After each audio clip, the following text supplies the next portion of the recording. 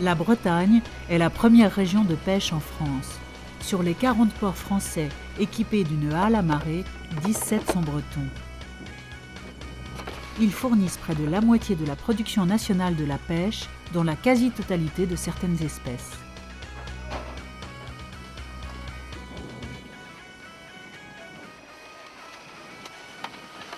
De Dinard à Nantes s'étend un littoral de 1700 km où la vie suit le flux constant des marées et du temps.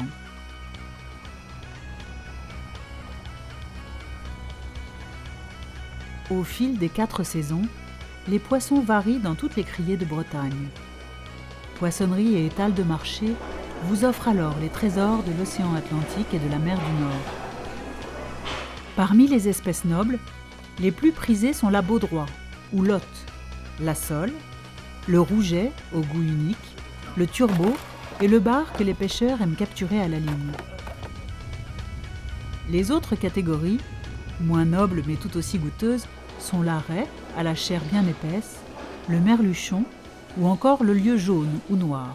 À cela s'ajoutent les coquillages, tels les Saint-Jacques, les huîtres, les moules ou encore les palourdes, ainsi que les crustacés que les pêcheurs capturent dans leur casier. Bien évidemment, tous ces produits exceptionnels ont inspiré les chefs bretons. Voici quelques-unes de leurs recettes qui vont vous mettre l'eau à la bouche. Le poisson à la bière blanche. Il n'y a pas que la crêpe bien sûr, puisque les crêperies bretonnes, c'est quand même réputé. Aujourd'hui, c'est vrai qu'on a une belle et bonne gastronomie en Bretagne. Maintenant, c'est des produits qui ont évolué. C'est sûr qu'on a quand même tous les poissons, on a quand même tous les crustacés, et bon, on a de quoi faire une bonne cuisine. Une huître que vous prélevez en bêtiment qui n'a encore pas vu le soleil depuis 2 ans, tout compte fait, elle est pleine d'iode, elle vous remplit la bouche de plein de saveurs. Vous voyez, c'est un vrai plaisir. J'adore le poisson et le préparer surtout. C'est très bon. Moi j'aime bien, c'est un plat que j'aime bien.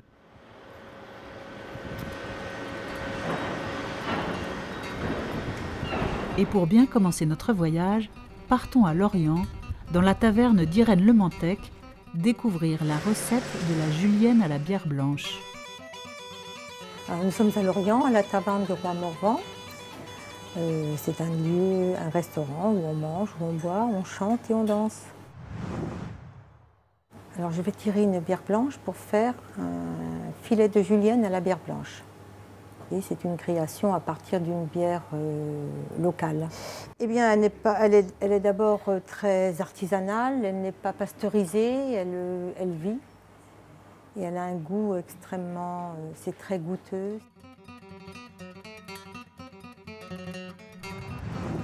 Voilà, donc j'emmène la bière à Ludo, qui est notre nouveau chef, assisté de Ronan, notre commis. Ils vont vous préparer donc un filet de julienne à base de bière blanche, avec beaucoup d'épices, avec de la crème. C'est une composition très très personnelle. Alors nous avons besoin des épices, du cumin, coriandre, gingembre, curcuma et du sel et du poivre.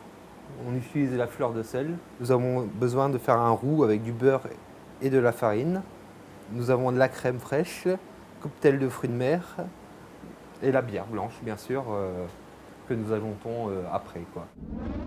Nous allons découper un tronçon de 200 grammes en fait par personne. Voilà.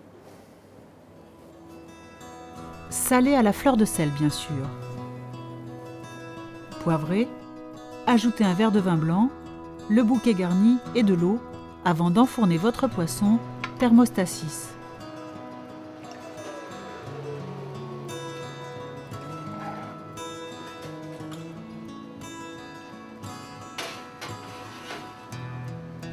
Comptez 10 minutes de cuisson.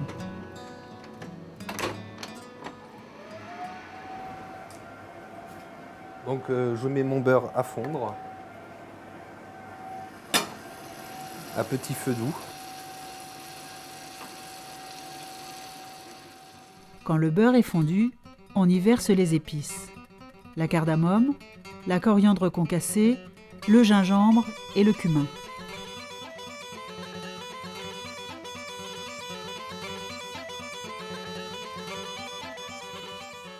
Alors après, nous commençons à faire le roux.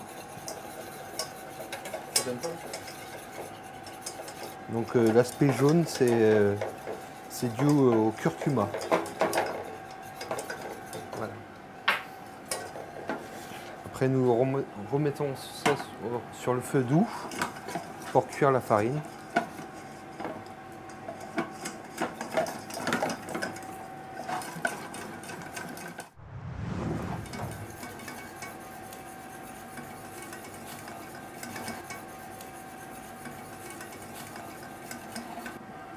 Principe d'une béchamel.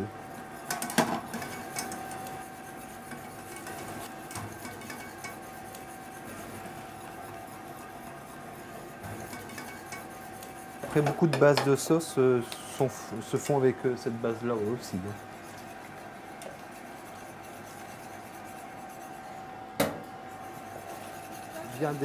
Bien délayé avec la bière blanche. Voilà, on voit que ça a déjà épaissi. Voilà, ça paraît pas mal. Donc nous allons rajouter la crème. Donc j'ai mis à peu près 25 centilitres de crème. Et j'assaisonne.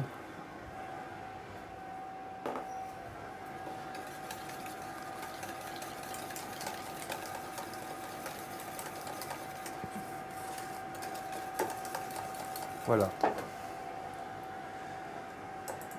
Et au dernier moment, nous allons rajouter les cocktails de fruits de mer. Il y a des coques, des moules et des crevettes. Et on prend une cuillère en bois pour remuer, pour ne pas casser le cocktail. Et voilà, nous y sommes. Maintenant le poisson est cuit, la sauce est prête. Il reste un dressage très simple pour autant.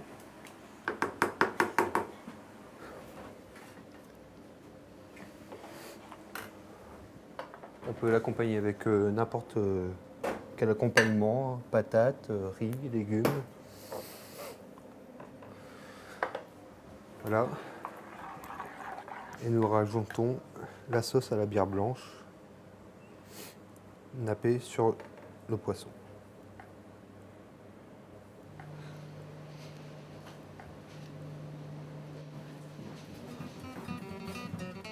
Et voici le poisson à la bière blanche. Merci. C'est une sauce quand même qui n'est pas très coûteuse, qui est facile à réaliser et qu'on ne peut pas rater. Nous, on utilise énormément d'épices, comme la cannelle, comme le coriandre, la cardamone, le gingembre, toutes ces épices qui venaient de l'Inde et qui donnent une saveur un peu spéciale à toutes les sauces de poisson. Déjà, c'est un établissement breton, donc on défend notre culture bretonne, qu'elle soit du point de vue gastronomique, que ce soit la langue, que ce soit la musique, que ce soit le chant. On est quand même breton avant tout.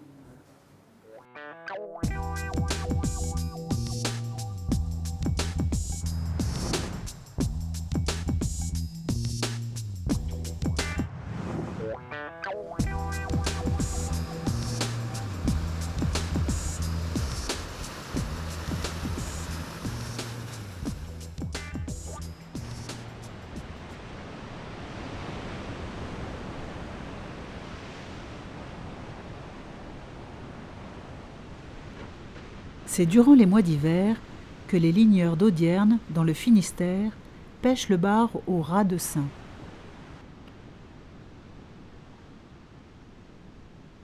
Toujours en solo, ces pêcheurs dévident leurs lignes puis les remontent, riches parfois de bars de plusieurs kilos. Le bar est une espèce en voie de raréfaction. S'il est massivement pêché au filet au moment de ces périodes de frais, en février, il n'a pas le temps de se reproduire ni de grandir.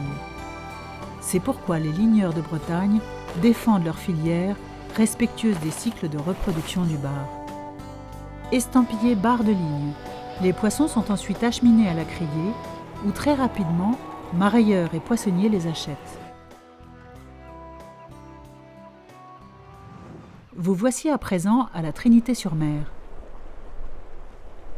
Dans les cuisines de l'Azimut, Rudy Degnaud, le chef, vous fait découvrir son bar à la purée de cerfeuil. Embarquement immédiat pour un voyage culinaire avec un chef qui sort des sentiers battus. Aujourd'hui, on va vous proposer un bar de ligne avec une purée de cerfeuil tubéreux truffé et un coulis d'étrille.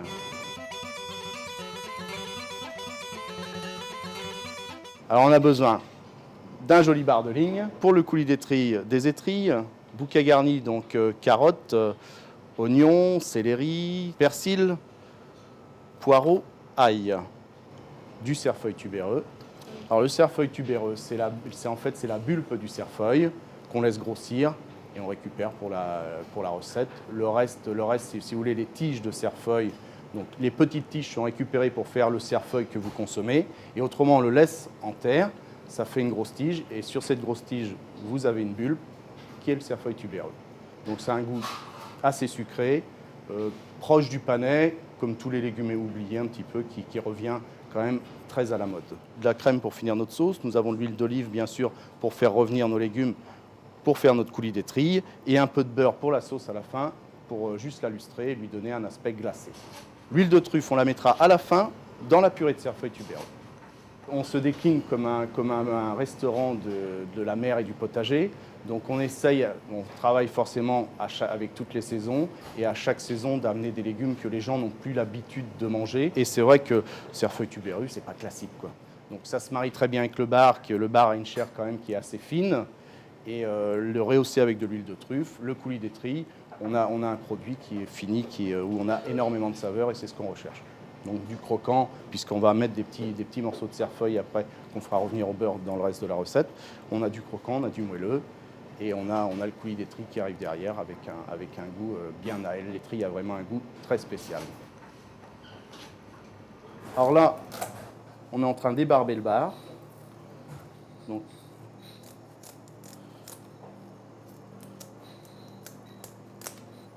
l'écaillage, on part de la queue et on remonte jusqu'à la tête.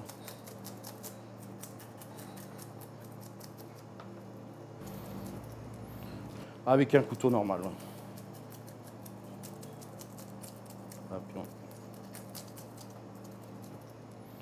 Voilà. Donc notre bar a été écaillé. On va attendre avant de le lever en filet et on va démarrer notre coulis d'étrille. Donc nos légumes que nous avons montrés au départ, nous les avons coupés en grosses mirepoix, assez grossiers puisque c'est pas une chose qu'on va garder après puisqu'on le passera. Et on va les faire revenir dans une huile d'olive chaude et on va ajouter nos étrilles. Alors c'est essentiel que les étrilles soient vivantes. Si nous mettons des étrilles mortes, l'étrille se vide. On va avoir un coulis qui va être amer et âpre. Un coquillage, ça doit être vivant au départ quand on le met à cuire, tout simplement. Donc on va prendre de l'huile d'olive. On va mettre dans un rondeau ou une casserole. C'est que les étrilles, ça va pomper l'huile d'olive au départ, ça va le recracher après. Et quand on aura mis notre coulis d'étrille à reposer, on pourra enlever ce surplus de gras. Donc pas trop chaud, trop chaud au départ pour ne pas brûler le légume. C'est pas ce qu'on recherche. Ce qu'on recherche, c'est d'extraire le maximum de saveur du légume.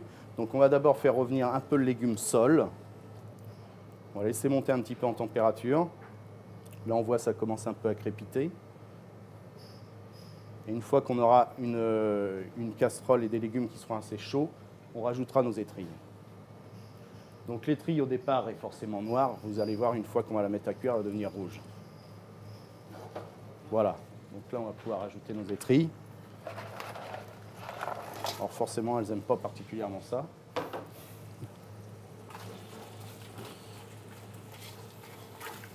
Donc là, on va laisser revenir entre 4 à 5 minutes pour vraiment faire exalter les saveurs aussi bien du légume que de l'étrille. Donc voilà. Là, on va les écraser légèrement. Donc, c'est plus facile de les mettre côté ventre. Donc on les pose tous côté...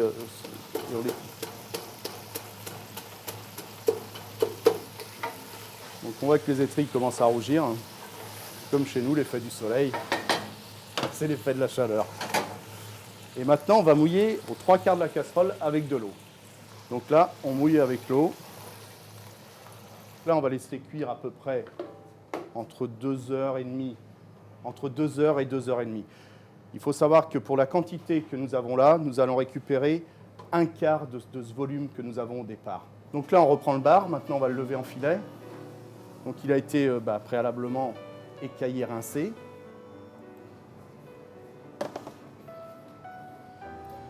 Et là, on va le lever.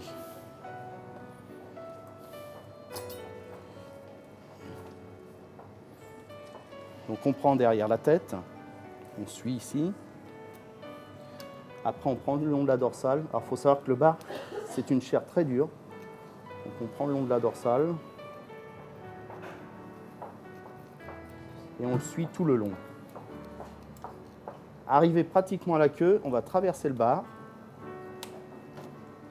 Et là, on continue le long de l'arête. Voilà. Et après, on le reprend. Donc avec le pouce, là, on va jusqu'au bout.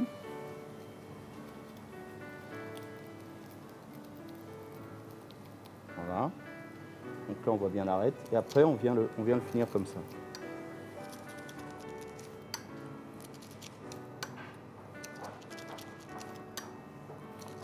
Alors bien entendu, il nous faut un couteau qui coupe très bien parce qu'autrement, on abîme les chairs et ce n'est pas le but recherché.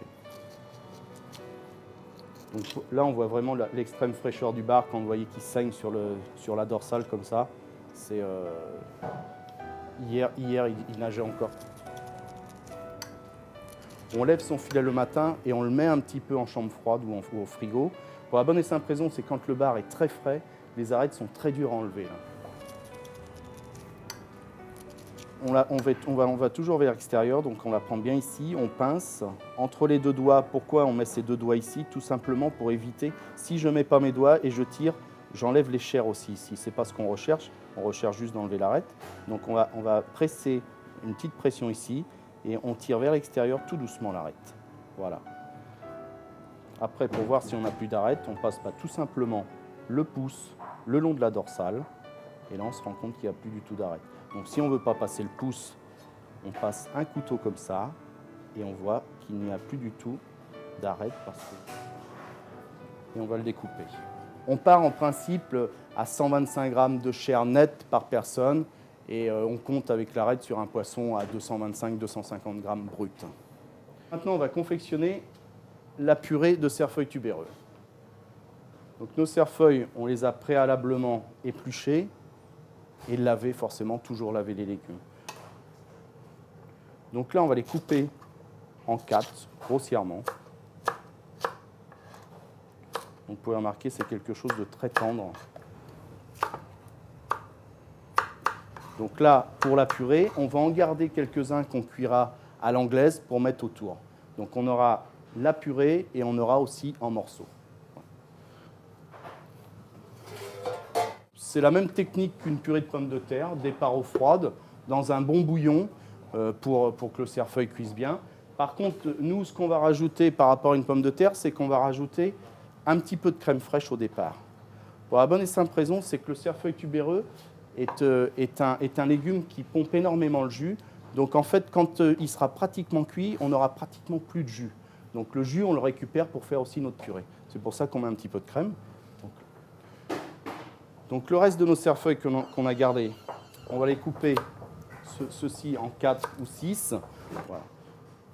Donc le même procédé que pour notre purée, sauf que là, on mettra juste à l'anglaise, donc juste eau et un petit peu de sel.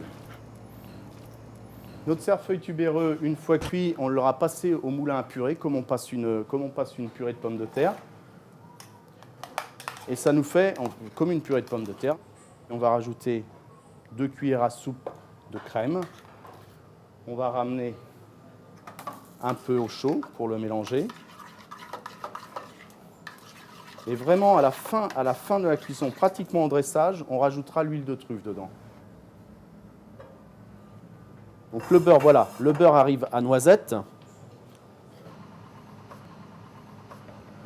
Donc là, on met le cerfeuil dedans.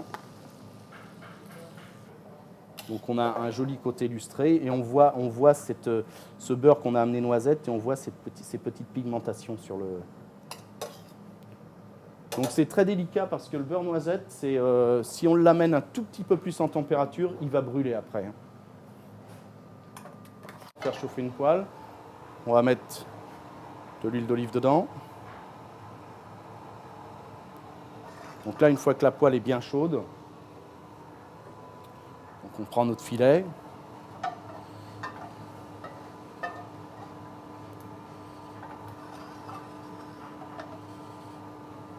Et voilà. Alors il va se rétracter, donc là on voit vraiment la fraîcheur du poisson puisqu'il se rétracte tout de suite. Donc là on va le laisser entre une petite minute. Alors nous assaisonnons jamais les poissons, c'est pareil en cours de cuisson. On les assaisonne toujours en fin de cuisson à la fleur de sel de Guérande. On l'appuie un petit peu comme ça pour bien marquer toute la peau. Donc après on va le prendre. On le remet côté chair. Vous voyez, on a une peau qui est légèrement brunie. Et on le met au four. Donc au four, on le met dans un four à 180 degrés. 3 minutes, 4 minutes dans le four maximum. On va finir notre coulis d'étrille. On l'a passé au chinois. On l'a foulé pour extraire le maximum de jus de nos étrilles et de nos légumes, forcément. On va le chauffer légèrement parce que le beurre l'a stabilisé. Et si on amène à ébullition, on va faire trier le beurre et on va avoir ces gros morceaux huileux sur la sauce qu'on met là. Une fois qu'il est comme ça, donc soit au mixeur ou soit au fouet, on l'émulsionne. Alors en émulsionnant, on va amener de l'air dedans et on va avoir cette petite mousse qui va être très intéressante sur le dessus.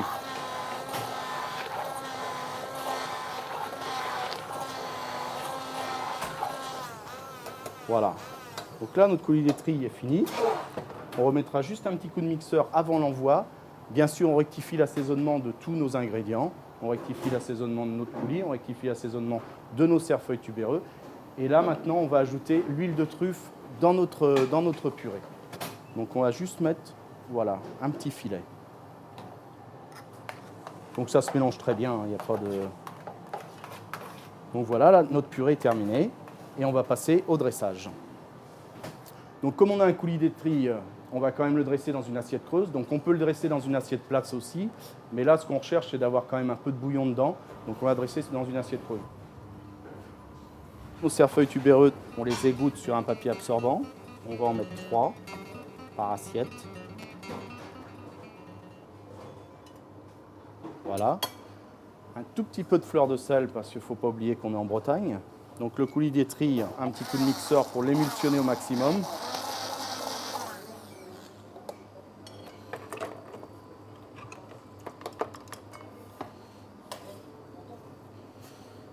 Et on va mettre notre sauce dessus.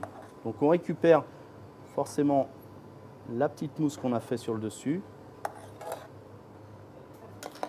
Et pour rappeler quand même qu'on est quand même sur du cerfeuil, on va mettre une petite pluche de cerfeuil qu'on aura passé préalablement 10 secondes au micro-ondes.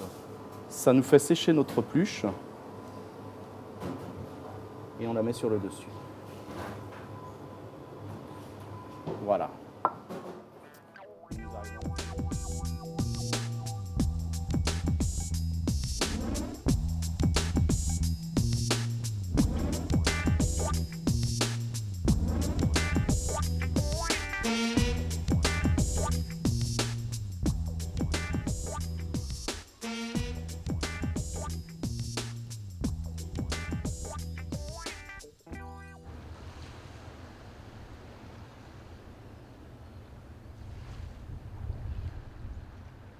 Lorsque Rudy n'est pas derrière ses fourneaux, il est à la chasse aux bons produits.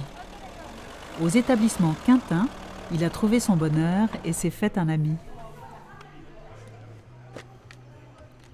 Donc voilà, on arrive à la maison Quintin, notre fournisseur de tout crustacés, enfin surtout huîtres, plates creuses, les palourdes et les Saint-Jacques. Bonjour. Salut, super. Oui, très bien. Jean-François, celui qui officie aux huîtres. Il est venu se présenter un jour, un matin, et c'est vrai que je pense que le feeling est bien passé. On a vu que chacun était vraiment dans son métier, vraiment un passionné, quoi.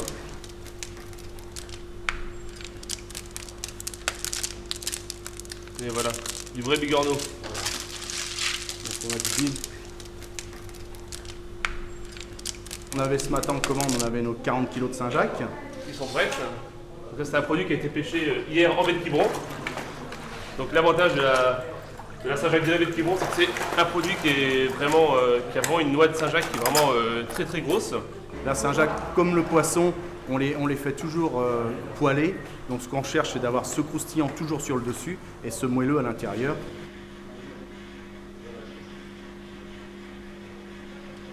BLPS, c'est des produits de la baie de Quiberon ou de Bretagne Nord. C'est à peine pêché, à peine vendu. L'avantage de les avoir qui ne restent pas longtemps en olivier, c'est que ces produits-là, quand on les ouvre pour les cuire, ils sont pleins. Si on les laisse, le homard, il faut savoir que le homard est très résistant. Et si on le laisse, aussi bien le tourteau ou le homard, si on le laisse longtemps en vivier, c'est des bêtes qui se vident. Comme ça.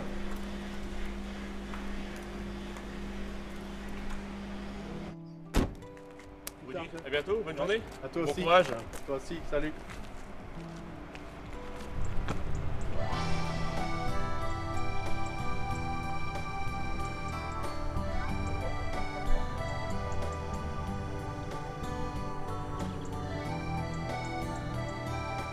Restons à la Trinité, car au petit matin, Michel, le père de Jean-François, a promis de nous emmener à la pêche aux huîtres.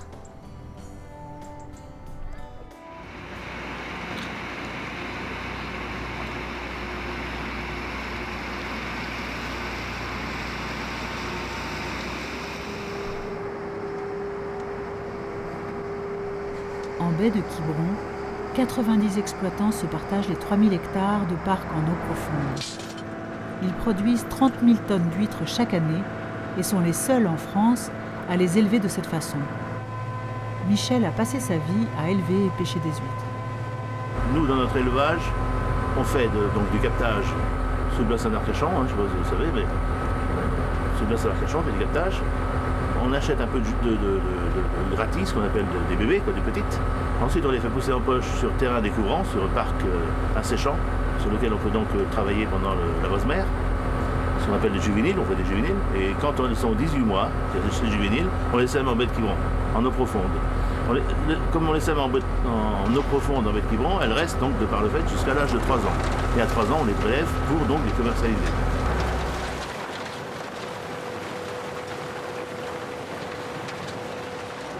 C'est des huîtres en liberté, d'abord et d'une, puisqu'on est par 10-13 mètres de fond. Donc tout compte fait, on sème les huîtres à même le fond. On n'a aucune protection, ni grillage, ni panneau quelconque. C'est des huîtres en liberté, des huîtres élevées sous la mer, on dit en rigolant. Mais c'est vrai qu'elles sont donc tout le temps dans l'eau et donc elles ont donc des apports de nourriture constamment, puisque à chaque marée, que ce soit marée montante ou marée descendante, elles ont donc le flux de la marée qui intervient et qui donc leur amène de la nourriture et du mouvement. Donc beaucoup plus, la nourriture est beaucoup plus riche. En plus, on est dans les premières lignes ici au large, on est carrément au large. Donc on est les premiers à être servis, on est les premiers plus près de la table si on veut, donc on est les premiers à se servir en nourriture. Et tout le monde, elles sont beaucoup plus charnues.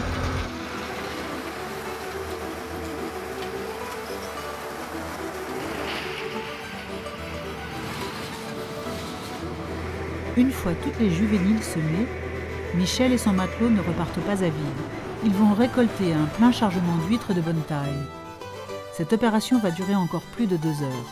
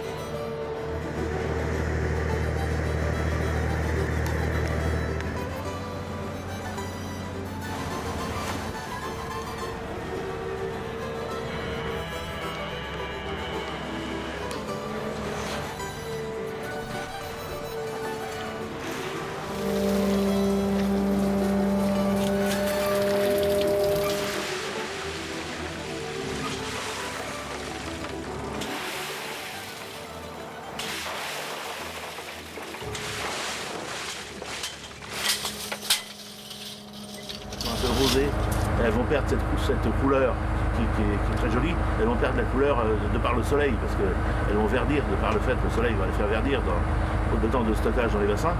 Mais sinon, elles sont rosées un peu du fait de la nature du sol.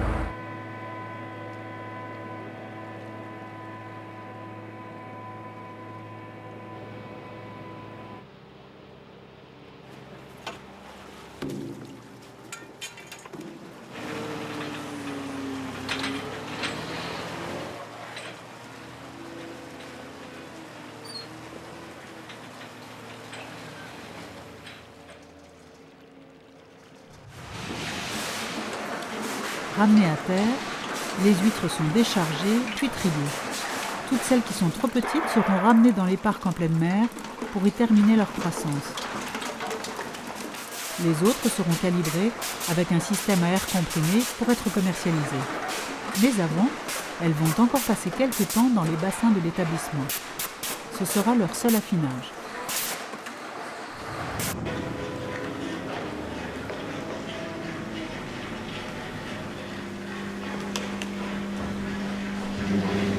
Il ne manque plus qu'une petite chose, l'étiquette sanitaire pour la traçabilité.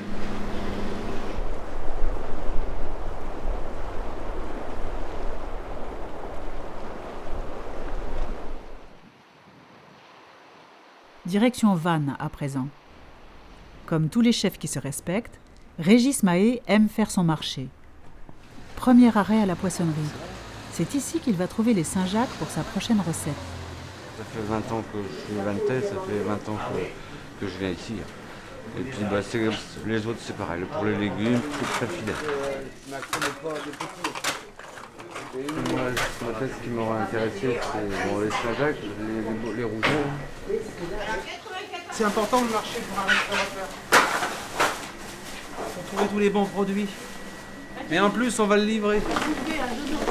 Alors là, c'est arrivé du port de Lorient ce matin, à Crié à 4h le matin. La vente a commencé à 4h ce matin. Voilà, et on est déjà là en place. On va tirer une seule peau. D'accord. Moi, tu m'en mets, mais ils sont petits. Il y a des belles lisettes et il y a des beaux macros, il y a des beaux rougets aussi. Comment ils pêchent les sols. Ouais. Et ils ont en même temps un petit peu de merluchon. Ils font un petit peu de rouget, mais ils commencent à être gros, c'est la fin de saison. Et ils vont mettre ils ont déjà leur casier à crevettes à l'eau. Et donc là, ça va être la pleine saison qui va démarrer parce qu'il y a un petit peu de retard cette année dans la saison. Donc les crevettes vivantes de la presqu'île de Ruisse. Le bouquet, celui que vous voyez là-bas. Là. Voilà. 2,4,6 mais on dit parce que... Ouais. Voilà. Moi, ok. je vais aux légumes. Donc je te mets juste des coquilles de ton téléphone demain pour les servir. Ok. C'est une partie de notre métier, c'est de conseiller les gens et de leur indiquer les bons produits, le bon rapport qualité-prix et de proposer la recette qui va avec, suivant les modes de cuisson, parce que sinon les gens ils auraient tendance aussi des fois à manger un peu la même chose et de pas profiter des opportunités qui se présentent, parce que par exemple aujourd'hui les macros sont pas trop chers, il y a des produits et nous on sait le matin, les produits, les gens n'ont pas le temps de regarder tout, ou ils ne prennent pas le temps. Les gens peuvent demander de nous de préparer un grondin, de couper les blancs de sèche en petites lamelles prêts à cuire. Ça c'est notre métier, c'est notre travail et c'est notre service qu'on apporte. Un petit tour pour les légumes qui lui manquent et nous retrouvons Régis en cuisine.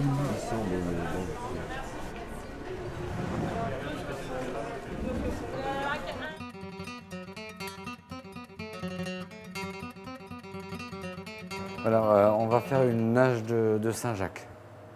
C'est les premières, on a commencé il y a une semaine. C'est une personne. Ce sont des petites, on va en mettre 5. Un poireau, ainsi qu'une demi-carotte, un oignon vert, une tranche de céleri, quelques cocos, un fond de volaille, un petit peu de beurre frais, doux, et un filet d'huile d'olive, et sel, poivre. Je veux une recette naturelle, c'est-à-dire chaque chose auront le goût de ce qu'elles sont, comme on dit. Je vais nettoyer mes Saint-Jacques, les vider, les mettre un petit peu à dégorger pour enlever le sable. Je prends un couteau de cuisine plutôt rond. On le soulève un peu, puis on racle bien la coquille. Et après, pareil.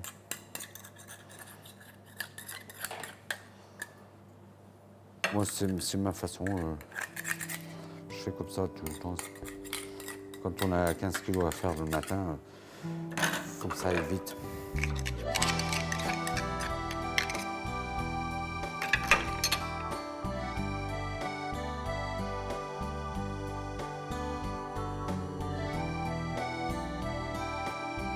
Régis n'a plus qu'à ébarber les noix de Saint-Jacques, puis il les plonge dans de l'eau bien fraîche pour les raffermir.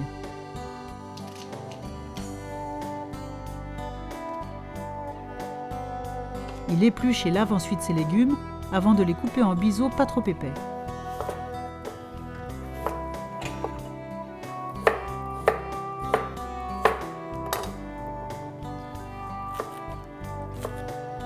Il jette d'abord dans de l'eau bouillante salée carottes et céleri.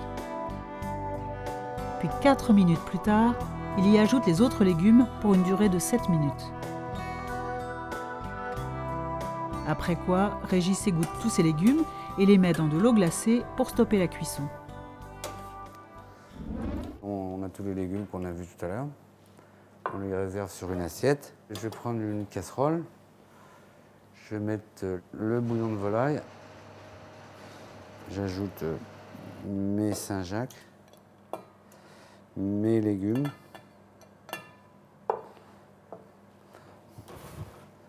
un petit filet d'huile d'olive. Attention, la cuisson est extrêmement délicate, car les noix de Saint-Jacques doivent juste être saisies. Régis compte entre 5 et 7 minutes selon leur taille. Quant aux légumes, ils ne devront pas être al dente, mais plutôt fondants. Alors je vais dresser d'abord les Saint-Jacques. Faire une petite rosace. Il faut qu'on voit quand même les produits. Montrer qu'il y a des Saint-Jacques dessous quand même. Voilà.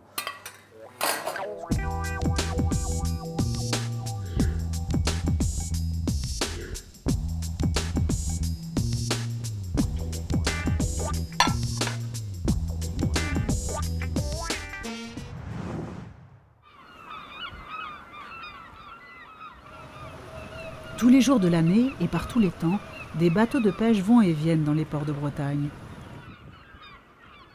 Les chaluts partent bien souvent plusieurs jours de suite au large. Ils embarquent alors suffisamment de carburant pour le bateau et de vivres pour les marins. Inutile de préciser qu'un cuisinier fait partie de ces équipages.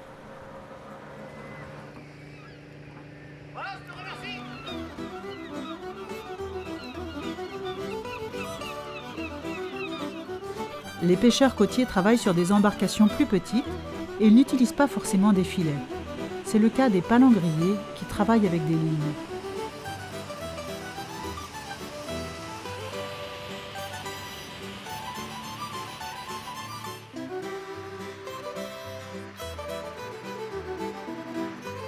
La palangre est une pêche sélective car la taille des hameçons détermine celle des poissons qui y mordent et le choix des zones où les lignes sont posées détermine les espèces qu'on y prendra.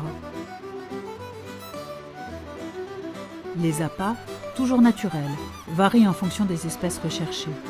Chaque ligne fait plusieurs centaines de mètres et comporte plusieurs dizaines d'hameçons. Les lignes sont posées et remontées jour après jour.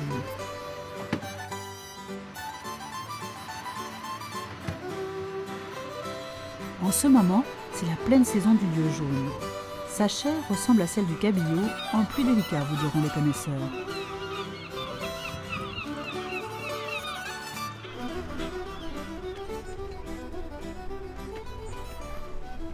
Aujourd'hui, on retrouve sur l'étal du merluchon, du maquereau, de la sèche, du homard breton également, du rouget barbet, vieille, Saint-Pierre, sole, et tout ça donc pêché au large de Belle-Île.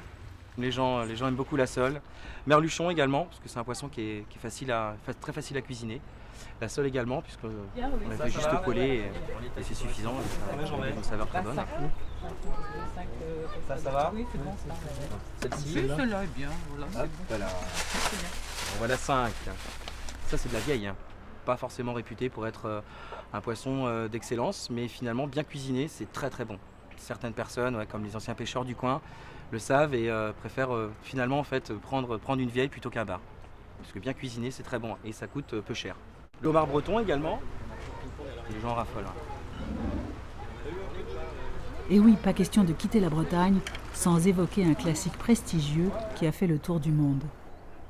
Et c'est à la Roche-Bernard que le chef Jacques Torel vous attend pour vous faire son homard à l'armoricaine.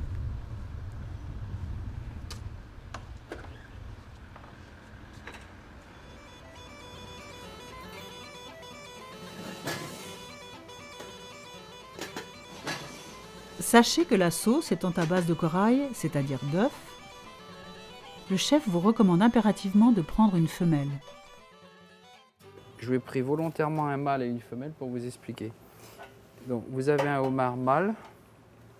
Vous voyez la queue, les anneaux descendent droit. C'est-à-dire que c'est un mâle. Vous voyez, on voit comme un U. Vous voyez les bords là, ça remonte très droit. Alors que le homard femelle, vous voyez, ça part en évasé comme ça. Le mâle c'est le U, la femelle c'est le V.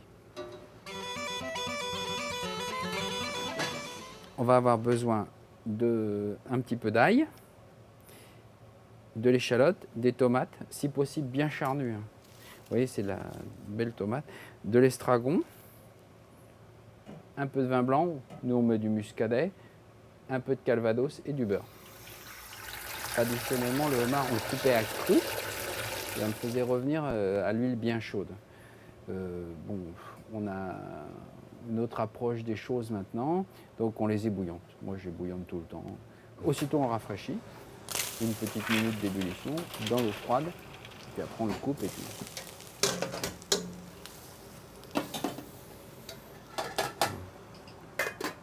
Voilà, donc on va faire le découpage.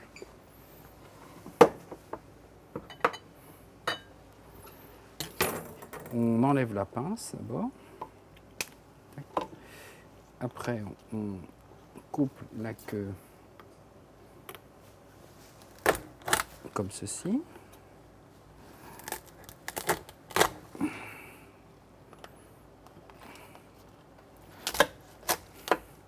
Voilà. Après qu'on recoupe ça en deux.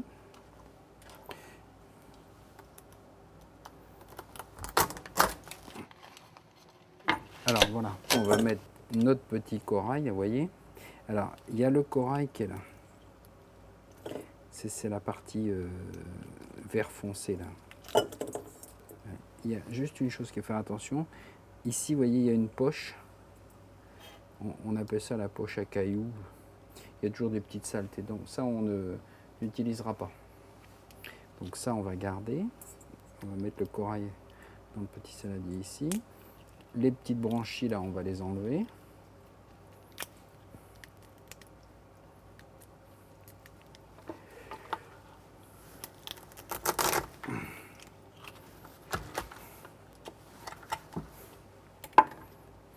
On a de la chance, on est tombé sur une femelle qui avait beaucoup de corail. Après, on va s'en servir pour faire la liaison.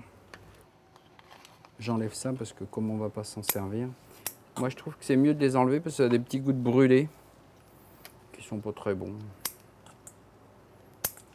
Il faut quand même rappeler que c'est un plat qui se mange avec les doigts. C'est peut-être ça aussi qui a fait que on en voit moins qu'autrefois parce que comme c'est quand même pas le plat très chichi pampan. Hein. Alors, maintenant, on va faire cuire notre homard.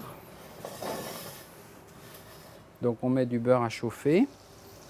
Vous voyez, quand mon beurre est bien mousseux comme ça, là, il est bien. Je commence à mettre tous les petits morceaux comme ça.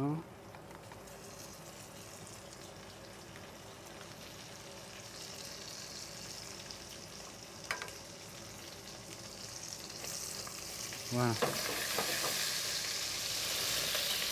Il faut que ça soit bien rissolé, bien revenu, quoi, vous voyez. Voilà, ça y est, celui-là est bien, la couleur est bien.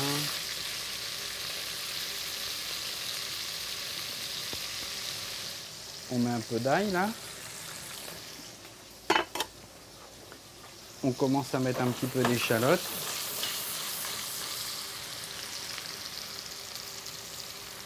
Là, je vous le fais plutôt version ménagère, c'est-à-dire que, comme on dit, en direct. Hein.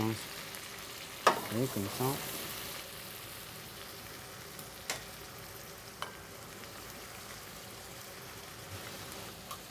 Et là, on voit bien qu'ils sont bien revenus, là, donc on peut commencer à les retirer. Rentrons à présent dans le vif du sujet. Les morceaux sortis, Jacques s'attaque à la sauce. D'abord le vin blanc, suivi des tomates coupées en petits morceaux et de l'estragon, car c'est l'estragon qui fait le homard à l'armoricaine. Voilà. Donc maintenant, on va remettre nos morceaux dedans.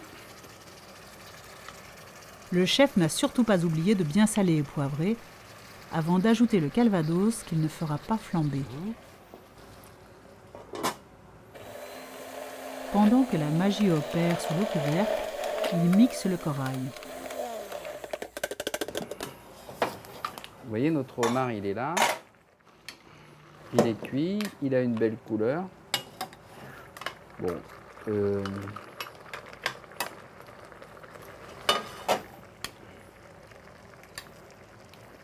Vous voyez, on va verser tout doucement le corail du petit homard là-dessus. Ça va épaissir notre... Voilà, vous voyez. C'est devenu rouge. Voilà. Vous voyez. Donc maintenant, on va remettre le morceau dedans.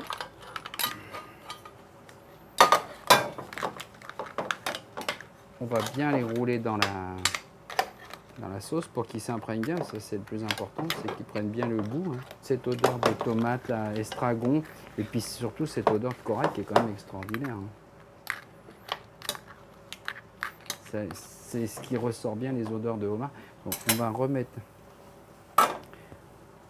le couvercle 2 minutes que ça s'imprègne bien. On va repréparer un petit peu d'estragon.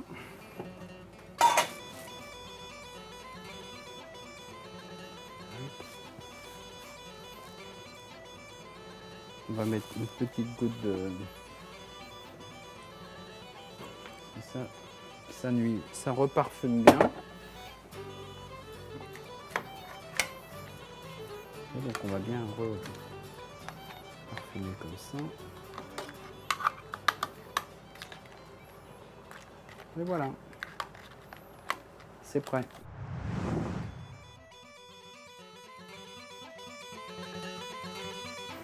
Alors ça, vous le mangez comme ça, avec les doigts. Je peux vous promettre que c'est bon, on a bien le goût et tout. Ça peut être pour un. 1, 2, c'est comme on aime.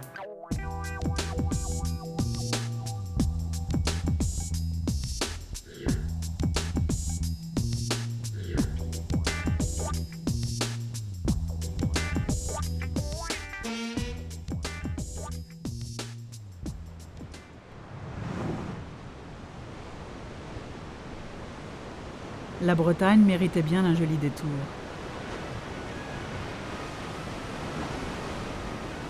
Sur ces chemins gourmands, vous avez rencontré des passionnés de cuisine et de terroir, toujours à l'écoute de ce que l'océan et la mer du Nord ont à offrir. Un coup de moulin à poivre et une petite pincée de fleur de sel. Qu'ils soient cuisiniers, pêcheurs ou producteurs, ils n'avaient qu'une envie, vous faire partager leurs recettes et leur savoir-faire. Espérons qu'ils y soient parvenus, car maintenant, c'est à vous de jouer.